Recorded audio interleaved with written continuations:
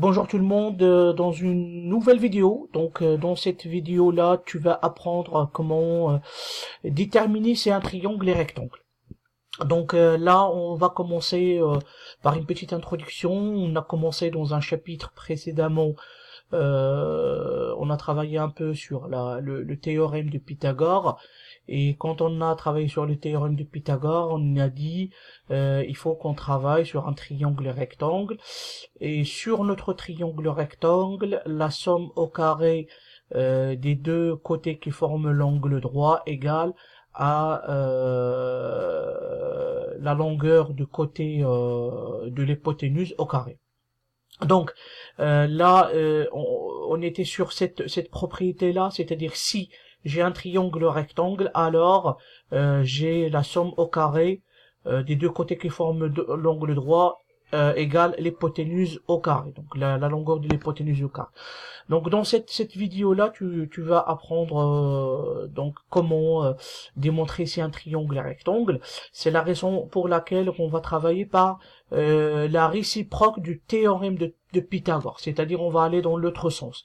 C'est-à-dire, si j'ai un triangle ABC, et j'ai par exemple BC au carré, l'hypoténuse au carré est égale à AB au carré plus AC au carré, alors le triangle est rectangle en A.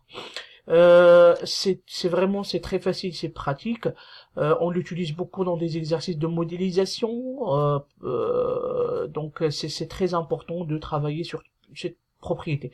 Donc là, le théorème sur la réciproque du théorème de Pythagore, on travaille classe 4e et classe de 3e. Donc on va y aller directement vers, c'est-à-dire les choses plus sérieuses. Pour déterminer si un triangle est rectangle, comment on va faire? Donc là, on calcule en premier temps le carré de la longueur du plus grand côté.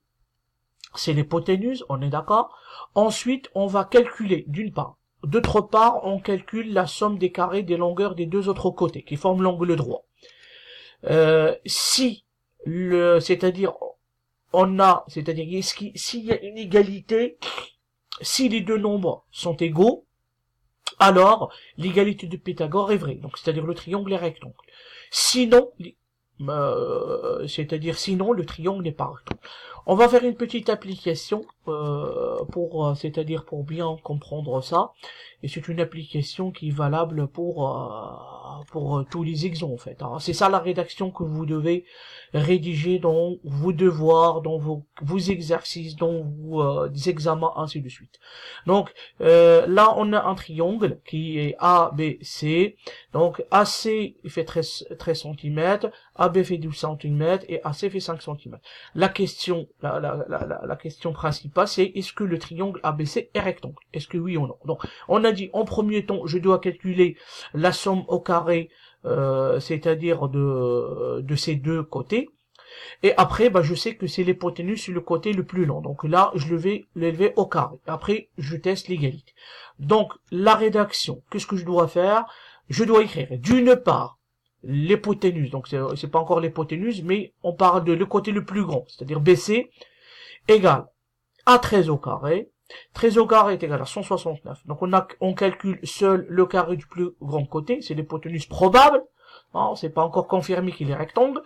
Ensuite, d'autre part, je calcule AC au carré plus AB au carré. Donc je fais AB carré plus AC carré, ça fait 12 au carré plus 5 au carré. Donc ça fait 169.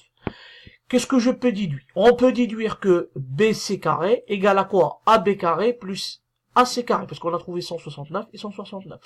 Cela veut dire, donc on doit rédiger ça, d'après la réciproque du théorème de Pythagore, le triangle ABC est rectangle en A. Donc il est rectangle dans son poil.